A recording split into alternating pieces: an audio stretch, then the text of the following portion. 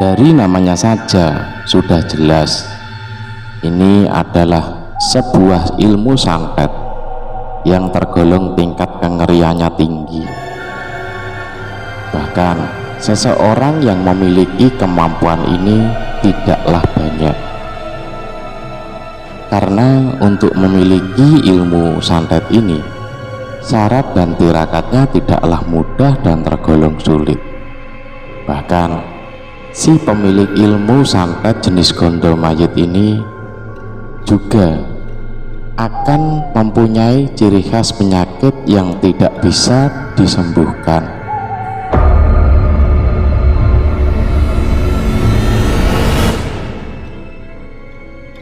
Seseorang yang terkena ilmu santet ini sangatlah sulit dideteksi. Itu karena target yang terkena santet jenis ini akan mati secara perlahan-lahan, dan itu pun dikarenakan penyakit yang tergolong aneh dan parah. Dalam sakitnya, orang yang terkena ilmu santet jenis gondo mayit ini, tubuhnya akan terus mengeluarkan darah dari organ-organ vital seperti mulut, kemaluan, dan dubur. Bukan hanya darah yang dikeluarkan, akan tetapi juga bercampur dengan nanah yang menjijikkan. Bahkan tidak jarang bersamaan keluarnya darah dan nanah, terdapat juga binatang-binatang yang menjijikkan. Walaupun sulit sekali diketahui jika seseorang yang terkena ilmu santet gondo mayit ini mereka yang memiliki ilmu batin dan ketajaman yang lumayan, akan tetap saja bisa mengetahui bahwa korban terkena ilmu santet gondo mayit.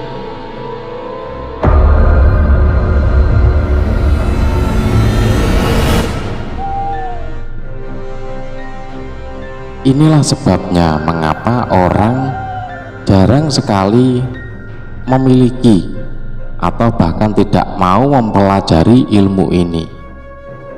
Terdapat ciri khusus untuk orang yang memiliki ilmu santet gondo mayit ini.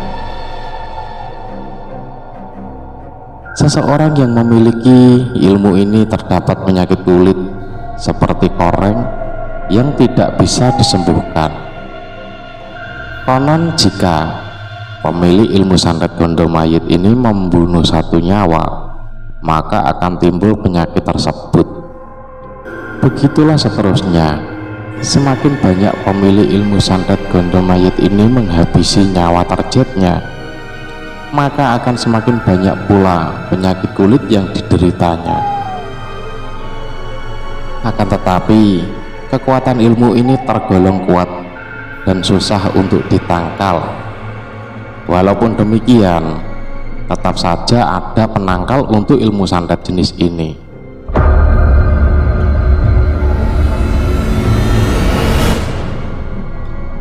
Orang yang terkena ilmu santet ini dapat disembuhkan oleh seseorang yang bisa merajah tubuh dengan rajah caraka waliki dan ruwat molo. Sesaat setelah orang yang terkena ilmu ini diobati, maka akan keluar baik melalui muntahan darah yang bercampur nanah, bahkan keluarnya binatang-binatang yang menjijikkan.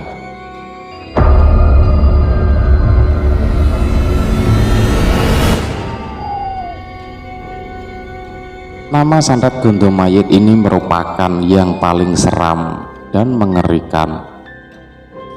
Seperti pada namanya, tak heran bila jenis santet yang satu ini sangatlah menyakitkan bagi si targetnya. Kata gondo mayit sendiri diambil dari bahasa Jawa yang berarti bau mayat. Bisa diperkirakan dahsyatnya sakit yang ditimbulkan dari santet ini. Konon santet gondo mayit ini masih ada hingga zaman sekarang, Selain itu, ia juga disebut-sebut memiliki kekuatan yang setara dengan santet Banaspati yang juga mengerikan. Pada dasarnya, ilmu santet sendiri sangat terkenal di daerah Jawa. Namun, hampir di seluruh pelosok Nusantara ini tetap saja mengenalnya. Karena masyarakat Jawa khususnya ada di mana-mana. Perantauan dari Jawa inilah yang membawa nama santet yang lengkap dengan jenis-jenisnya, termasuk santet Gondomayit.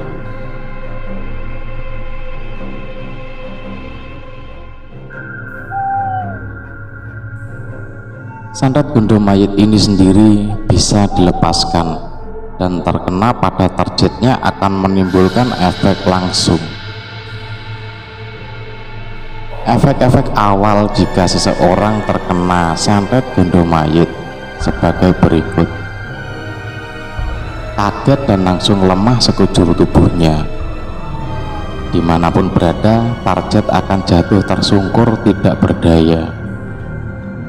Beberapa menit setelah itu ia sadar, tapi ia tidak mengenali orang di sekitarnya. Dan dia langsung mati mengenaskan dengan berbagai penyakit yang aneh.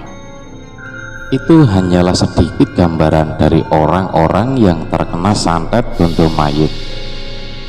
Bila aslinya mungkin bisa lebih seram lagi daripada yang telah saya ceritakan tadi.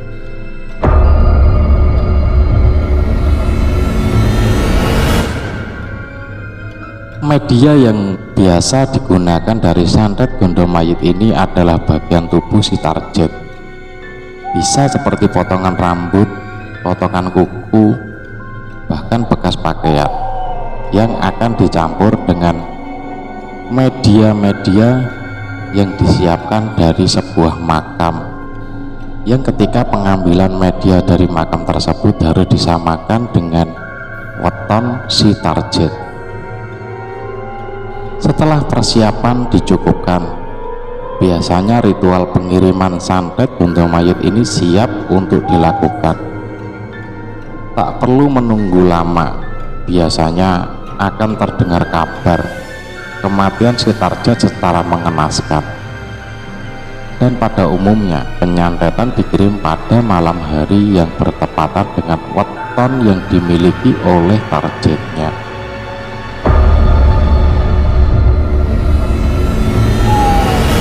Pada dasarnya, ilmu ini tergolong tingkat tinggi dalam jenisnya.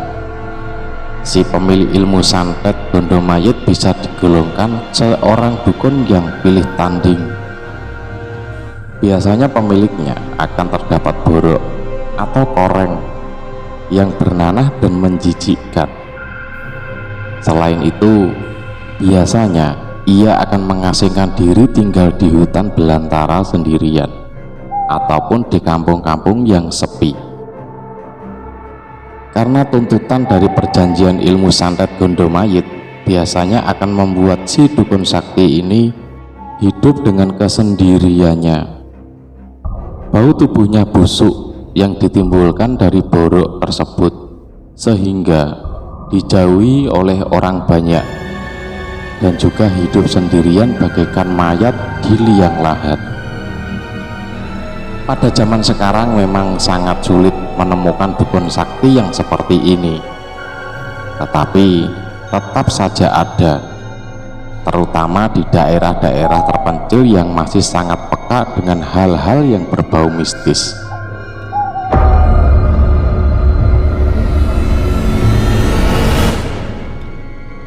Untuk menangkalnya, biasanya kebanyakan orang akan menggunakan pagaran gaib dari serangan secara gaib pula. Tapi itu harus dilihat juga seberapa besar energi pagaran yang dimilikinya, karena prosesnya akan mengadu kesaktian terlebih dahulu. Karena sifat dari santet Gondomayit ini spontan, jadi akan sulit untuk disembuhkan bila ada orang yang terkena santet jenis ini. karena hanya beberapa menit saja bisa dipastikan target akan lewat dan berpindah alam. Tetapi tetap saja untuk menangkal atau menangkis serangan santet gondo mayit ini sangatlah sulit. Yang bisa dilakukan bila pun sudah ada tanda-tanda bahwa akan dikirimkannya santet kepada kita, ada baiknya kita untuk meminta pertolongan kepada Tuhan yang Maha Kuasa agar senantiasa kita selalu dilindungi, karena dialah pemilik kekuatan seluruh alam semesta. Terima kasih sudah menyaksikan kisah-kisah misteri di Pena Hitam Cermis. Sampai jumpa di kisah selanjutnya.